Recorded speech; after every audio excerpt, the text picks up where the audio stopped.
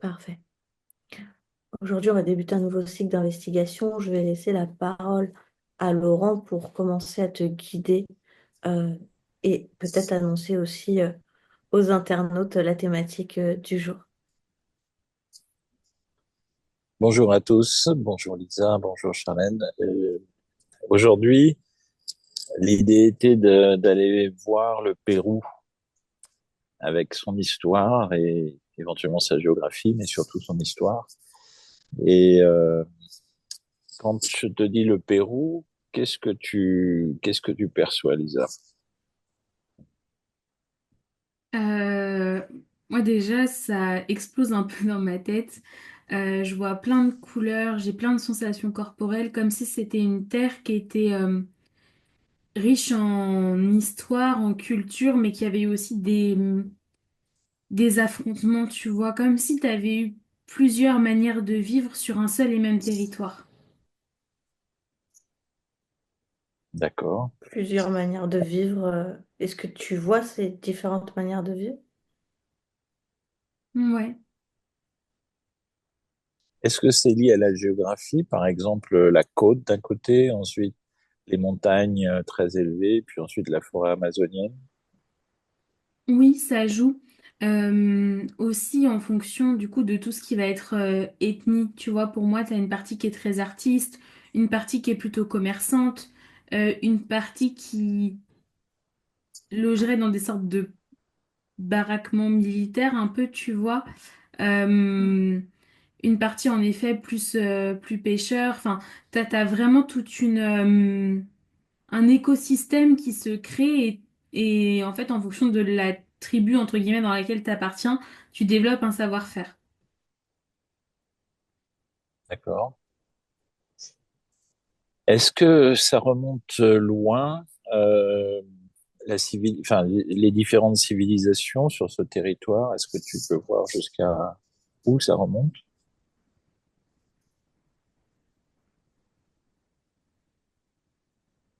Là où moi je m'arrête, ça me dit moins 50 000 avant Jésus-Christ. D'accord. Pourquoi? Je pense qu'il y a quelque chose d'intéressant à aller voir, comme s'il y avait un point de départ ici, au Pérou qu'on connaît d'aujourd'hui. Mhm. Et tu le vois où ce point? Il est Est-ce vraiment, que c'est proche de la mer? Non. oui et non, il est plutôt au centre du pays. Après, c'est pas un pays qui est très large, mais il est assez central et un peu plus vers le nord, légèrement nord-est, tu vois, mais vraiment très léger. D'accord.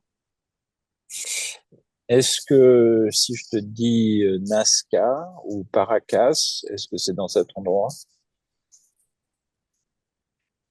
Nazca résonne pas mal, ouais, je pense que c'est dans la région. Alors, tu sais que Nazca, c'est une région où il y a des grandes lignes qui ont été tracées au sol, Ok, comme des pistes d'atterrissage ok.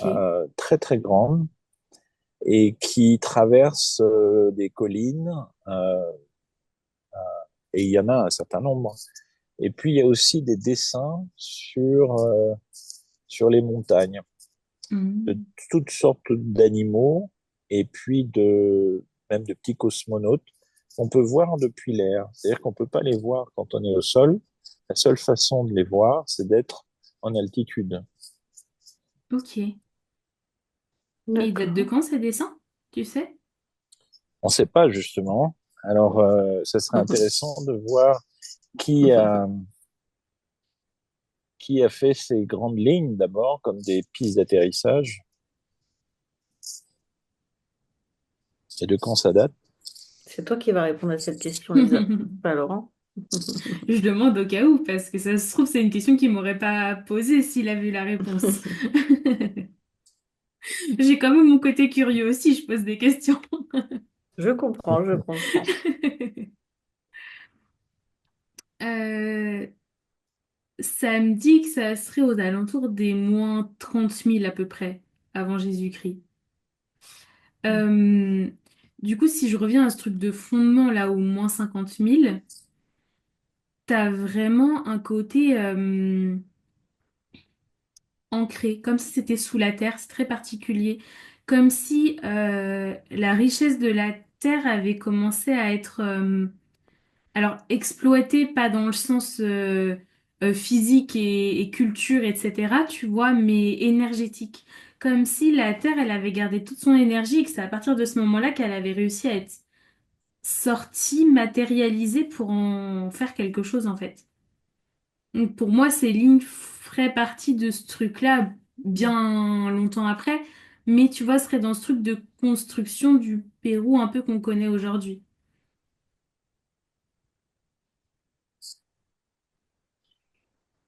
Est-ce que si tu te focalises sur ces lignes, Nazca et sur le nom Nazca, est-ce que tu vois des humains fabriquer ces grandes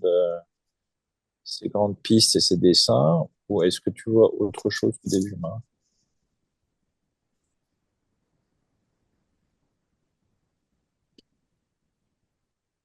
Je suis pas persuadée que ça soit des personnes humaines. Ou alors c'est un mélange, tu vois, humain et autre chose. Mais elles ont ces personnes-là des consciences hyper élevées. Pour moi, j'utilise beaucoup justement tout ce qui est énergétique, beaucoup de télépathie. Il y a une connaissance infinie de tout ce qui est, tu vois, les particules les bienfaits de chaque plante, le travail énergétique, comment le mettre dans la matière. T'as vraiment une sorte de grand prêtre hyper puissant en fait. D'accord. Est-ce que Ils étaient, physiquement, ils ont une particularité? Est-ce que, par exemple, ils ont des crânes un peu différents, ou est-ce qu'ils ont un squelette différent? Est-ce qu'ils sont plus grands, plus petits? Moi, je les vois assez grands et assez fins déjà. Et pour moi, ils n'ont pas 10 doigts. Ils en ont ils- 8. Ils en ont Oui. combien? C'était quoi ta question, Charlène? je me demande s'ils étaient plus évolués que nous et du coup, pourquoi ils sont plus là. Euh, Parce que la mission a été transitoire, tu vois. C'est comme si on venait exploiter et préparer la Terre à l'humanité par la suite, à l'humanité telle qu'on la connaît aujourd'hui. D'accord. Et du coup, ce qu'ils préparaient, ça servait à quoi pour l'humanité? Et pour ce lieu-là, à proprement dit? Euh, pour moi, juste, enfin, ils bougent de planète en planète et le but est de comprendre comment fonctionne chaque planète, tu vois. Donc, de comprendre les courants énergétiques, de comprendre comment tout s'imbrique, comment fonctionnent les systèmes. T'as plein de choses différentes comme ça. Ça permet Ok. aussi d'apporter des sortes de clés scientifiques. Est-ce qu'il y avait aussi des humains, ou que des gens? T'as bugué alors. Sa question, c'était est-ce qu'il y Est-ce avait qu'il y que avait des humains? aussi des humains? Ouais. Ouais. Ouais, il y avait aussi des humains, justement. Pour moi, il y avait déjà des peuples en Amazonie, tout ça. Donc, donc ils vivaient plutôt côte à côte, euh, tout en étant assez compartimentés.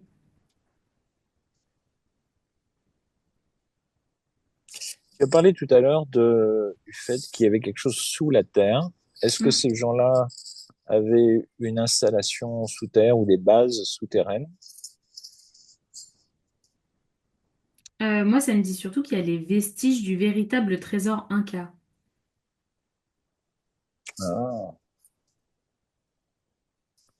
Alors, est-ce que c'était des Incas, ou est-ce que c'était un peuple qu'on appelle d'un autre nom?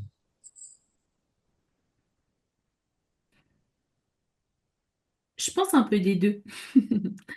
Euh, Ils ont mis peut-être, j'ai aucune idée de à quand remontent les premières phases de la civilisation Inca, mais tu vois, comme s'ils avaient mis les bases ou apporter, tu vois, sur tout ce qui est communication avec le soleil, avec le cosmos de manière générale. Je sens les Incas très reliés à ça en fait. Et, euh, et pour moi, ils ont apporté du coup, de par leur connaissance, des bases dans cette civilisation-là. Maintenant, pour moi, c'est pas, les Incas ne sont pas que ces personnes-là. Mm. Alors, à côté des lignes Nazca, tu as justement des crânes qui ont été retrouvés, des sépultures avec des squelettes, avec des crânes très allongés, mais vraiment Ok. très allongés, hein. On les appelle les crânes de Paracas.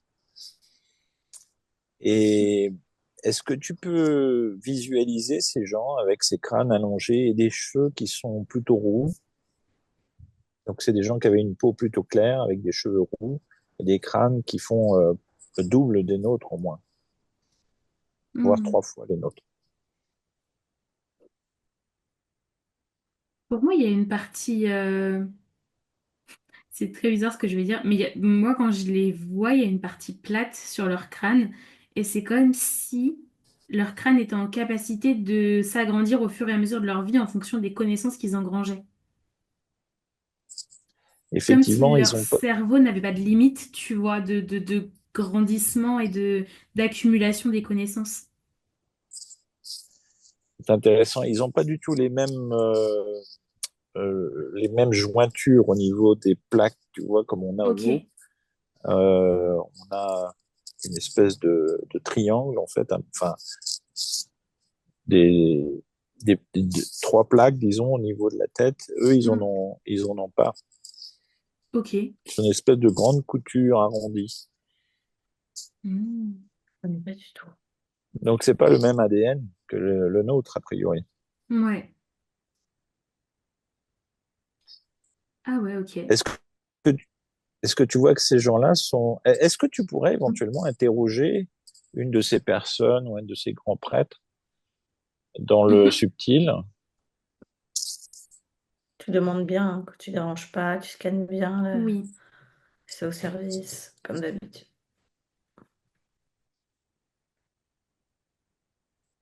Quelqu'un? J'ai une grande prêtresse qui s'est présentée, mais à tout oui. Bon, bonjour. Nous sommes heureux de pouvoir échanger avec vous. Attends, Qu'est-ce qui... j'ai la tête qui tourne d'un coup. On n'est pas du tout sur les mêmes plans vibratoires, c'est un délire. Bah oui, tu m'étonnes. Tu peux te mettre dans une bulle? Ouais. Elle s'est Elle rapprochée. vibre beaucoup trop. Dès que Laurence s'est mis à parler, elle s'est vraiment rapprochée de moi et du coup, je me suis sentie partir d'un coup. Ok, c'est bon. Désolée, Laurent, tu peux recommencer. Non, merci, merci d'échanger. Quand est-ce que vous étiez physiquement présent sur la Terre par rapport à notre échelle de temps historique, disons, chrétienne? Hmm. Elle me dit que ils ont été présents 75 000 ans en tout. Il faut juste que je précise un truc sur la parole, c'est très particulier. Quand on canalise, du coup, ça passe beaucoup par le cœur et couplé avec le troisième œil. Et tu vois, quand je me connecte à des personnes étrangères, j'ai pas de souci de traduction parce qu'au final, il n'y a pas vraiment de langue universelle dans le subtil. Mais là, je l'entends me parler une langue que je ne maîtrise absolument pas. Et en fait, la traduction se fait automatiquement quand ça arrive dans mon cœur et ça résonne dans mon cœur quand ça se traduit. C'est la première fois que ça me le fait de cette manière-là. Du coup, je voulais le préciser, c'est assez particulier. Bah ouais, c'est dingue. Hmm.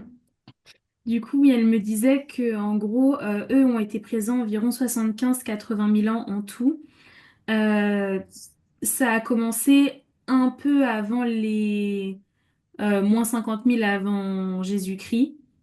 En gros, ça s'est arrêté, je dirais, peut-être 10 000, 5 000 ans avant Jésus-Christ, pleinement. Enfin, Alors, le gros de l'incarnation.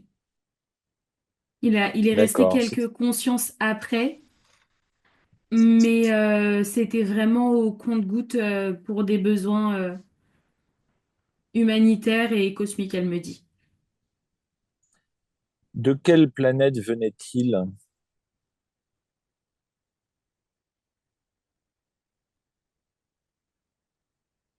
ou galaxie, si, ou système planétaire?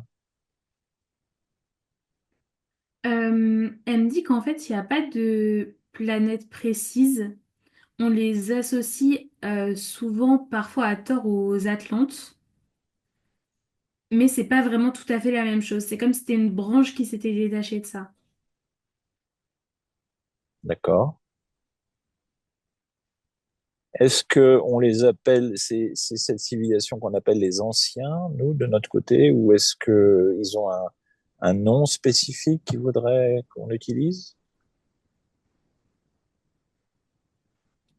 Les Féodiens, je crois.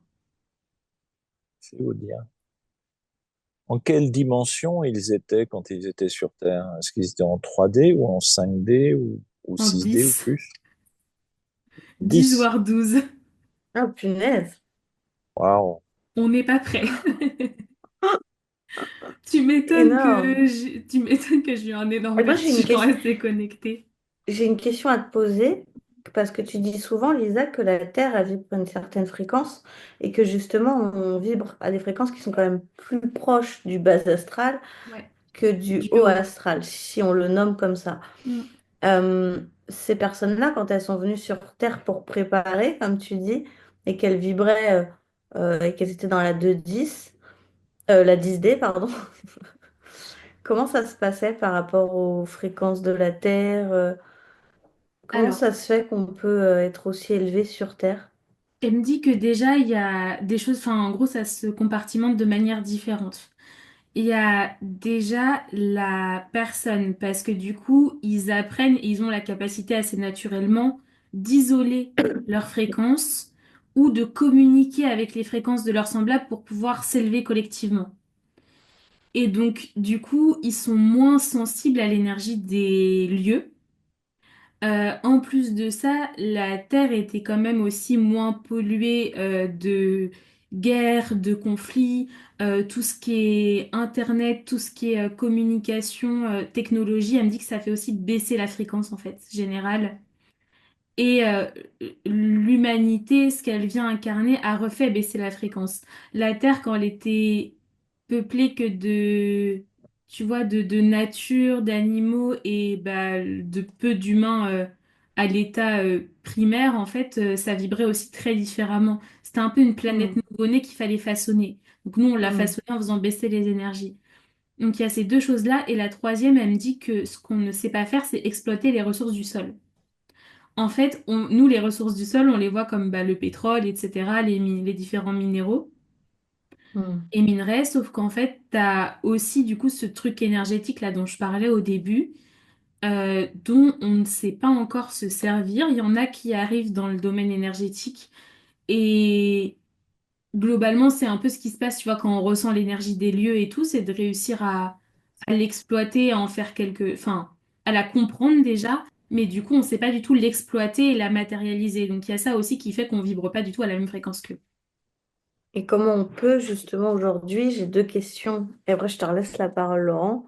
La première, ce serait comment exploiter, si elle peut nous aider aujourd'hui, nous, à nous élever encore, qui sommes justement dans l'énergétique, et les personnes qui Mm. regardent, si ça les intéresse, comment on peut exploiter ça? Et j'ai perdu ma deuxième question. Je reviendrai après. J'adore parce que tu me l'as vraiment dit hyper naturellement là. Désolée. Je m'y attendais pas. Euh, Alors, elle me dit qu'aujourd'hui, en tout état de cause, ça serait compliqué d'exploiter vraiment comme eux le faisaient. Déjà parce qu'on n'a pas les connaissances nécessaires, la vibration nécessaire, et qu'il y a beaucoup de villes construites aussi autour de ces points de certains points énergétiques, et que du coup, ça demanderait de tout péter. Par contre, ce qu'on peut faire, c'est élever les fréquences des lieux où on habite ou qu'on visite, tu vois, en pratiquant la pleine conscience, en pratiquant la reconnaissance, en faisant des prières, des mantras, elle me dit en célébrant la vie et le soleil. Donc en fait, tu as tout un truc autour de la vie dans sa plus petite particule, dans son origine propre, il y a quelque chose de magique. Et en fait, toi, en faisant ça, ça permet d'élever tes fréquences et d'assainir en fait l'endroit où tu te trouves et de l'aider à s'élever aussi. Tu vois, c'est comme si tu rentrais en symbiose avec ce que tu as en face de toi et toi-même, ton toi intérieur profond. D'accord. Et j'ai retrouvé ma deuxième question. Et du coup, quel conseil elle pourrait nous donner, et je suis archi concernée par cette question, pour justement arriver justement à élever nos fréquences et ne plus être autant impacté par l'énergie des lieux qui vibrent bas, de certains lieux qui vibrent plus bas que d'autres. Ça demande beaucoup de pratique, elle me dit. Elle me montre comme une sorte de lévitation. En fait, elle se met en lévitation, elle est positionnée vraiment comme ça. Je sais pas si vous voyez mes mains. Ouais, ouais, ouais. Tu vois, C'est comme comme ça que je ça. fais mes méditations. Ok. Et t'as une sorte de halo lumineux tout autour d'elle avec un énorme soleil juste au-dessus de son front. Et elle m'a vraiment dit, bah comme ça, et elle s'est mise comme ça. Donc ça a l'air hyper simple. Ah bah Mais merci, j'adore. Parce que mais pour elle, du c'est inné, c'est logique, et du c'est coup, ça. elle te répond. Complètement. Mais du coup, je Ok. trouve ça intéressant, nous, dans des pratiques qu'on peut avoir de méditation, de yoga, dans certaines postures, etc. Le, Euh, f- Ce le côté, fait d'avoir la main ouverte vers le haut, souvent on le voit en méditation, c'est ce que j'avais appris, tu reçois en fait. Tu reçois oui. ton soin et tu t'ouvres à l'énergie, par exemple cosmique, tu te connectes à l'énergie tellurique et tu reçois les soins. C'est ce qu'on m'avait dit pour les méditations de pleine conscience Mais tu vois, les mains et de sont pas Kundalini. pleinement ouvertes. Bon, déjà, du coup, il y a un doigt en moins, donc je vais pas être assez souple au niveau des doigts, mais on oublie mon petit doigt. Mais tu vois, il y a vraiment ce truc de main comme ça, comme si tu sentais, et c'est vrai, quand je le fais, c'est très bizarre, mais je ressens des pressions à l'intérieur de mes paumes, comme si j'avais je sais pas, une planète ou un objet rond à l'intérieur. Et c'est vrai que tu ressens, enfin, je sais pas, tu ressens une conscience, un peu la conscience différemment. Comme si tu apprenais à gérer un équilibre qui est hyper infime entre deux éléments. C'est très particulier. Mhm. Je suis en train de le faire, je ressens de la chaleur là dans les mains. Ouais, et tu vois, moi, depuis que j'ai arrêté, j'ai les mains glacées, alors je suis quelqu'un qui a jamais les mains froides. Alors que c'est pareil, je ressentais de la chaleur quand je le faisais. Et Je sais du pas, coup, tu es test. connecté à quoi? Qu'est-ce qui fait que tu ressens ça? Bah, du coup, je sais pas, elle me montre comment faire, donc juste, je copie pour voir, Mhm. tu vois, essayer de comprendre déjà la posture, observer moi ce que ça me fait dans mon corps. Je pense qu'il faudrait que je la fasse vraiment. Elle se connecte à quoi? Elle se connecte au soleil? Parce qu'elle parlait Elle me du dit qu'elle soleil. se connecte vraiment à elle, à ses cellules. Et justement, après, ça crée un alignement avec le soleil, avec, je sais pas, il me semble, enfin, le tout, ça me dit. C'est comme si tu avais une vision hyper globale et en même temps hyper infime. Tu vois, je sais pas, ça t'apporte une compréhension, nouvelle. Je trouve ça hyper Mhm. intéressant. Oui, l'intégration de tout et dans le un. Et Mhm. on a ces trilliards de cellules, milliards de cellules Mm. qui composent notre corps et qu'on doit être capable effectivement d'aimer et d'individualiser, mais de voir dans le contexte de l'ensemble quoi, de l'univers. C'est très intéressant comme vision. Ouais, puis tu vois, du coup, elle m'a laissé approcher pendant qu'elle maintient cette position pour me faire voir ses cellules, justement. Et c'est vrai que quand tu zoomes sur des cellules, bah, il y en a une où je vois le cosmos, une où je vois notre galaxie, une où je vois une sorte de lumière hyper douce. En fait, je pense que ça montre plein d'aspects, du coup, de la vie avec un grand V, général. Et tu vois, ça montre qu'au final, on a été créé, mais qu'on est créateur en même temps et qu'on a tout enfin, on dit souvent, tu vois, qu'on a tout en nous. Mais je crois qu'on se rend pas compte que c'est à ce point-là tout. Mhm. Et ce que Ouais. signifie tout, en fait. Oh là là. Alors, alors, Je me est-ce qu'elle gratte le fait cerveau. partie est-ce qu'elle fait partie de ces civilisations qui sont venues sur différents continents pour y installer des humanoïdes ou des humains avec des caractéristiques un petit peu différentes, par exemple des personnes un peu asiatiques, enfin, de traits asiatiques sur, euh, sur la région de l'Asie, de traits africains en Afrique, etc., etc.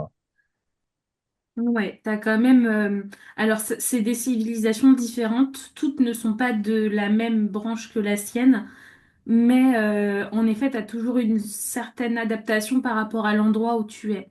Parce que le but était quand même, comme j'expliquais, en gros, quand ils repartent, de laisser quelques-uns pour pouvoir faire cette transition et assurer la délivrance du bagage énergétique et émotionnel, Mm. la transmission. Et alors, Mm.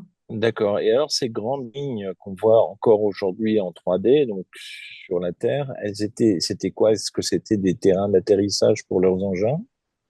Est-ce que c'est autre chose? C'est plus des repères pour leur conscience. Hein. Euh, enfin, ce truc de piste d'atterrissage, c'est pas entièrement faux, mais pour moi, ça serait pas pour des engins, mais plus ouais, pour, tu vois, comme si du coup elles voyageaient avec leur conscience et ça leur permettait de se retrouver, enfin de se repérer et du coup de revenir au bon endroit. Donc ça fait un peu des pistes d'atterrissage pour les consciences à la limite. Et du coup, elle compte revenir sur ce lieu-là un jour. Pour l'instant, c'est pas prévu. Et quand les humains vont sur ce lieu-là, qu'est-ce que ça leur procure? Bah alors, ça peut être différent d'une personne à l'autre. T'en as qui vont, ceux qui sont pas du tout connectés vont rien ressentir. T'en as Mhm. qui ont des ancrages familiaux, émotionnels, karmiques, donc dans les vies passées, dans ces endroits-là qui vont du coup avoir des sortes de flashs. Mm. C'est des endroits qui peuvent te créer un bouleversement, soit positif, soit négatif. Donc soit tu peux tomber un peu en dépression instantanément, tout remettre en Mm. question dans le négatif et t'abandonner toi-même. Soit au contraire, ça te fait évoluer beaucoup. Tu as une prise de conscience et tu vois les choses sous un œil Mm. nouveau. Ok. Est-ce T'as qu'il une vaut pas mieux ne question? rien ressentir que d'avoir le côté négatif? Ok, ben c'était non, mais c'est très intéressant, merci. Mm. Les grandes figurines de d'animaux, c'est la même chose. C'était pour se repérer aussi quand tu voyages par la conscience. Non, c'est pas pareil. Là, c'est des sortes de guides divins pour eux, des consciences. En fait, c'est comme si du coup le Dieu était le soleil pour eux et que tu avais des groupes de conscience un peu comme des guides spirituels, mais très ancrés. En fait, c'est à la limite entre le guide lointain et le guide presque comme un parent, tu vois, un grand-père qui t'apprendrait à naviguer, à peindre, etc. Tu vois, t'as vraiment une connexion très forte entre eux et leur guide, et donc du coup, c'est une marque de respect et d'amour.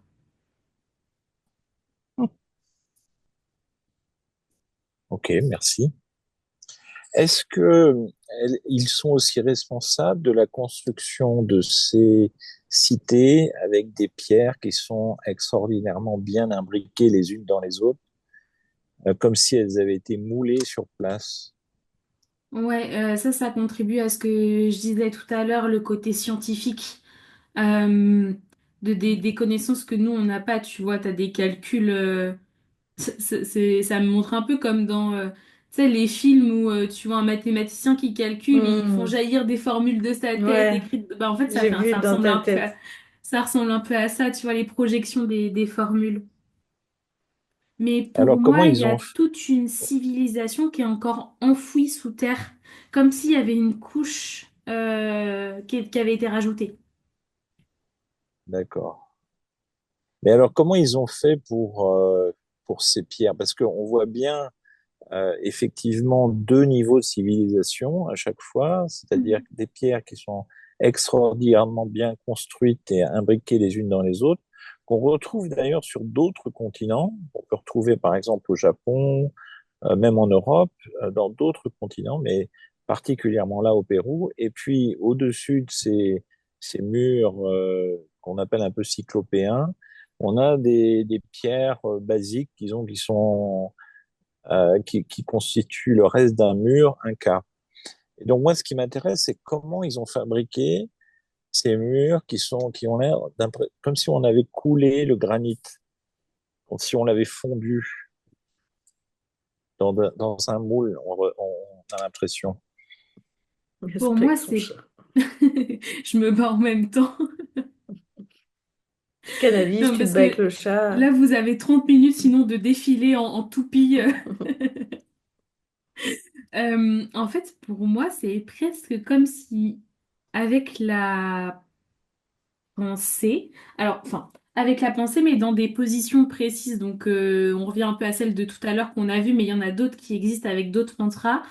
Ils étaient capables d'extraire et de tailler au millième, voire plus de millimètres, pour façonner exactement de la manière dont ils le souhaitent et du coup donner un peu vie à leur pensée, quoi, au niveau des objets.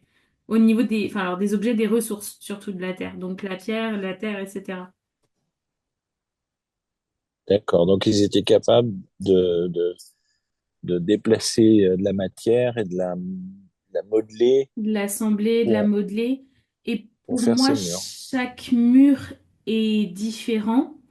Parce que du coup, en fonction de comment tu vas modéliser ta pierre, etc., ça va lui donner une vibration. Et donc, du coup, au final, chaque mur est différent parce qu'un mur ne doit pas avoir deux fois la même vibration pour pouvoir apporter des choses différentes, en fait, tu vois.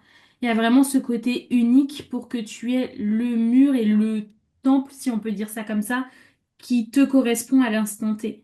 Un endroit Mhm. ressource, donc tu vois, il y en a un, ça va être très axé sur l'amour maternel, l'autre l'amour filial, l'eau. Enfin, tu vois, tu peux avoir vraiment plein de thématiques comme ça.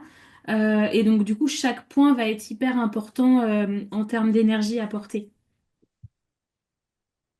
Et alors on voit aussi certains endroits comme s'il y avait des portes. Donc il y a un linteau, enfin disons une porte, et puis derrière il y a une grosse pierre en fait. Donc il y a pas de porte, enfin ça va nulle part. Hmm. C'était quoi ces portes? C'est la porte de la pensée, Laurent. La porte de Qu'est-ce la qu'elle pensée? dit? Oui. En fait, justement, tu as une porte parce qu'il fallait un point d'entrée pour la pensée. Mais du coup, c'était un peu le test aussi des personnes à qui ils ont appris enfin, transmis cet héritage, de pouvoir entrer enfin, traverser cette porte-là par la pensée. Donc physiquement on peut pas la traverser, c'est uniquement par la pensée. Ouais. Et il y a quoi derrière? Par la pensée, du coup, si je prends vos mots. Non, mais bon. Enfin, des fois, vous. C'est là qu'on a le trésor peut-être. C'est pour ça que je serais toujours épatée par ce métier, hein. Je reste une terrienne, bordel, hein. Qu'est-ce qu'il y a par la pensée derrière ce mur, Lisa? Ça, on va faire un livre fantastique sur ce cycle-là, Laurent. Euh, pour moi, ouais, tu as une partie de ce trésor Inca là dont je parlais au départ. Tu as une compréhension spirituelle et tu as des connexions qui sont encore inexplorées. Hmm. Mais pour moi, n'importe qui rentre dans ce temple ne peut pas forcément bénéficier de l'enseignement qu'il en a apporté. D'accord. Mais du coup, nous, on ne peut pas aller explorer ce qu'il y a. Bah, du coup, c'est un peu ce qu'on est en train de faire. Ouais. Oui. Mais du coup, est-ce qu'on peut avoir plus de détails? Bah, oui et non, parce que tu vois, en fait, il y a vraiment des tonnes et des tonnes d'enseignements, dont certains que moi, je suis pas prête à recevoir. Et en fait, c'est plus un truc que tu ressens. Tu vois, c'est comme s'il fallait que tu y ailles en voyage intérieur en te laissant surprendre. C'est assez particulier, hein, mais je sais pas si moi, si je enfin, voyage au travers de ces sigles, etc., si je serais capable de Mhm. vous l'expliquer. D'accord. Ça Moi, ce dénaturerait que, ce que tu vas vivre. Tu pourras pas l'expliquer ce que ça ouais, je dénaturerait ce pense, que tu vis avec des mots. ouais, parce que le peu de projection que j'ai, c'est de poser mes mains justement sur ces sigles et ça te renvoie comme si ça te renvoyait, enfin, ça te mettait en tout petit atome minuscule et je sais, enfin, c'est hyper, c'est particulier, tu vois. Et ça me stoppe là parce que je pense que c'est pas le moment. D'accord. D'accord. Il faudrait qu'on aille plus loin. Enfin, on peut faire Ça d'autres m'intéresse. enquêtes peut-être et aller plus loin dans la recherche, Ça m'intéresse de comprendre. ouf, ouais. De toute façon, Mais dès qu'on donc, m'interdit de savoir donc, quelque chose, c'est simple, moi j'ai envie de savoir. Excuse-moi, Laurent. Vas-y, à toi, ah non, Laurent. vas-y, vas-y. C'est vrai que c'est passionnant. Hmm. Effectivement, il devait avoir un niveau de connaissance, un niveau de conscience si élevé que c'est pas Mm, évident de faire le lien aujourd'hui. mm, Si tu regardes un site comme Machu Picchu, tu sais, un mm. petit peu sur les hauteurs, là, Ouais. dans les montagnes, on voit justement ces deux types d'architecture. On voit ces blocs magnifiques et magnifiquement imbriqués. Et puis, on voit aussi des petites constructions indépendantes. Mm.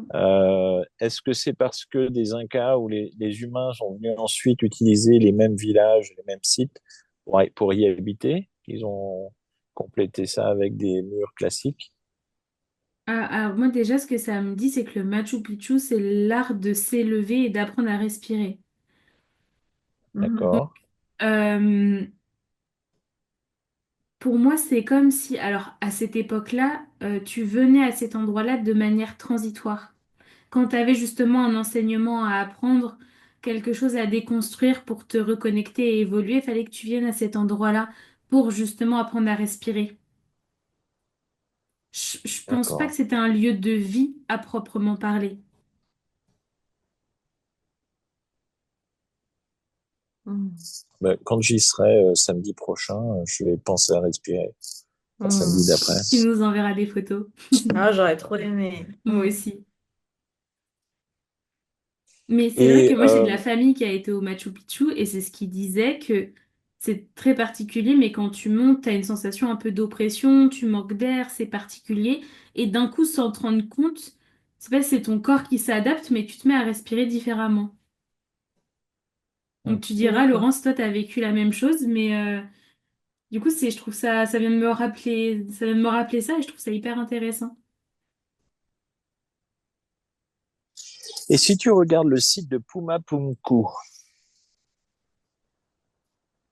Mhm.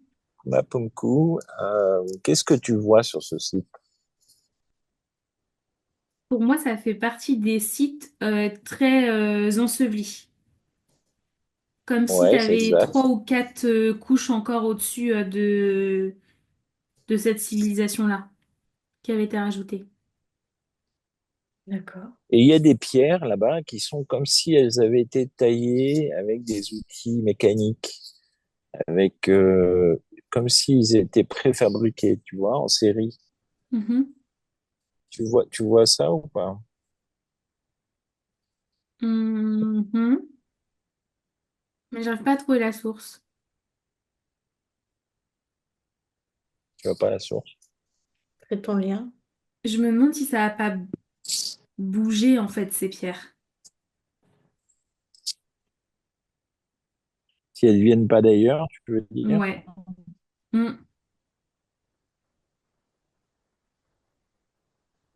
Ouais, je pense que c'est ça.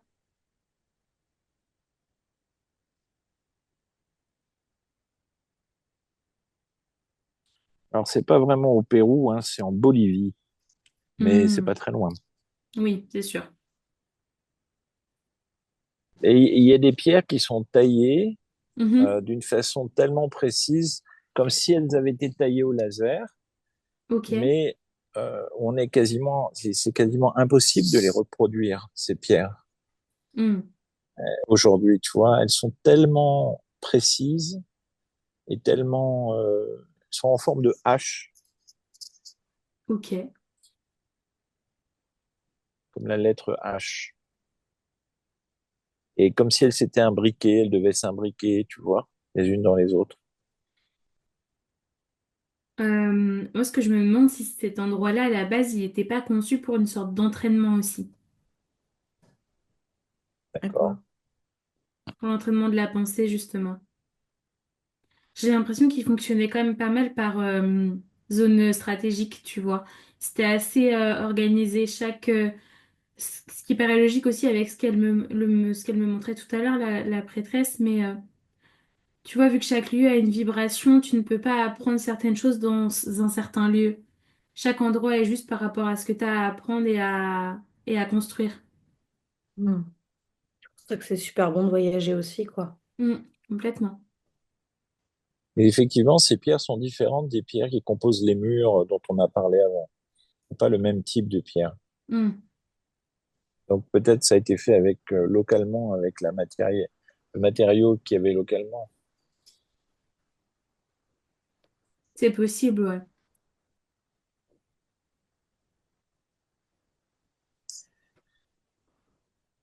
Ok. Alors si tu reviens vers cette prêtresse, comment visiter ce pays aujourd'hui? Qu'est-ce qu'il faut aller voir et comment il faut y aller?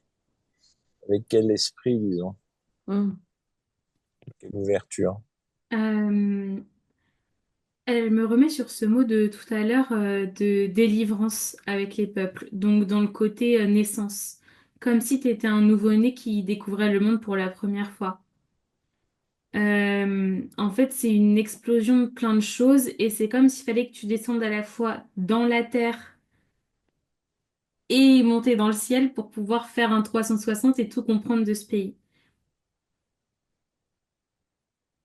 Elle me dit qu'il faut se connecter à ses racines, à sa culture et à son ancrage, donc tout ce qui est matériel, mais matériel, enfin historique, tu vois, même la terre, etc., tout ce qui a vécu en fait. Ok. Et ta question, c'était pas plutôt en termes de lieux historiques ou de lieux tout court? Bah, moi, c'est comme ça que je l'ai Pas entendu forcément. aussi, mais c'est pas comme ça qu'elle m'a Ouais. répondu, donc je pense que du coup, sa réponse est la bonne, que c'est peut-être pas une histoire que de lieux, parce que tu vois, moi, si, enfin, c'est d'interpréter aussi avec ce qu'on a dit avant, chaque lieu a une vibration, Mhm. donc tu ne vivras pas enfin, tu ne ressentiras pas dans un même lieu ce que moi je ressentirais ou ce que Laurent ressentira, tu vois. Donc, Hmm. je pense que tu as ça aussi de comprendre par toi-même. Il n'y a pas vraiment de guide touristique, quoi. Hmm. Est-ce qu'ils sont aussi à l'origine des cités qui sont dans la forêt amazonienne qu'on a découvert avec les radars LIDAR, là? Euh, oui et non, pour moi, c'est justement la phase de transmission avec le peuple. Donc, c'est plus le peuple D'accord. amazonien qui l'aurait construit. Par contre, je pense qu'il y en a sous l'eau des cités. Hmm. Sous l'eau. Ah ouais. Ouais. Bah, effectivement, j'ai regardé avec des cartes sous-marines. Il y a des sites qui ont l'air extrêmement géographiques le long de la côte américaine, justement la côte du Pérou et du Chili. Hmm. J'ai trouvé ça effectivement sur Google Earth. Je me demande même s'il n'y en a pas un énorme sous le lac Titicaca. Hmm. Ah oui. Bah justement, je crois que Pumapunku est à côté de Titicaca, Ok. il me semble. Enfin, c'est peut-être pas exactement sur le site, mais pas loin. Mais pour moi, tous les temples sont reliés par des sortes de réseaux énergétiques les uns avec les autres. Hmm. Ça fait une sorte de mandala un peu quand tu rassembles tout. Ouais.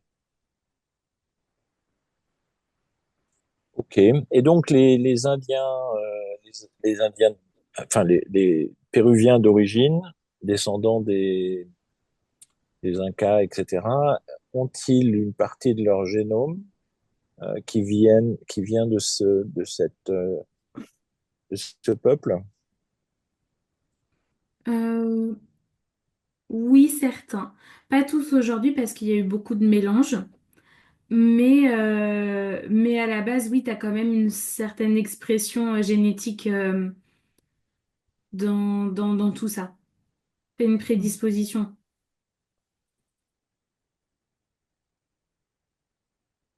Ok. Moi, je vais voir ces sites avec un œil différent maintenant Mhm.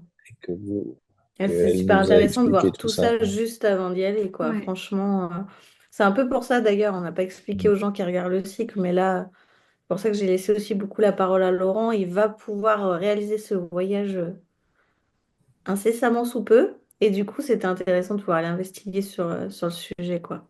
Et nous, on va être frustrés de devoir se contenter que de photos. C'est ça, c'est ça. Partie remise, hein, on va se dire. C'est que nous, pour l'instant, c'est pas juste. On n'est pas, on doit pas aller sur ce lieu-là. Peut-être dans quelques années. Bah écoute, on va Je voudrais clôturer remercier là-dessus. la personne qui nous a parlé. C'est Mm. Ouais, je voulais remercier la personne. c'est ce que je voulais faire. On clôture là-dessus, mais effectivement, je voulais qu'on remercie la prêtresse qui a pris Ouais. du temps pour nous et peut-être même allumer une petite bougie ce soir Mm. à son intention, quoi. Et puis tester sa fameuse position, du coup, de compréhension du Oui, tout. oui, complètement. Mais avec nos 5 doigts, quoi. Enfin, avec nos 10 doigts. C'est ça, on va pas s'amputer de doigts pour tester En plus, jusqu'au je vois bout. Laurent qui me fait ça, donc j'adore. Je la Ok, remercie infiniment, en tout cas, elle nous remercie aussi. parfait. Super. Bah écoutez, on espère que ça vous a plu, comme d'habitude, et puis on vous dit à bientôt. À bientôt. À bientôt.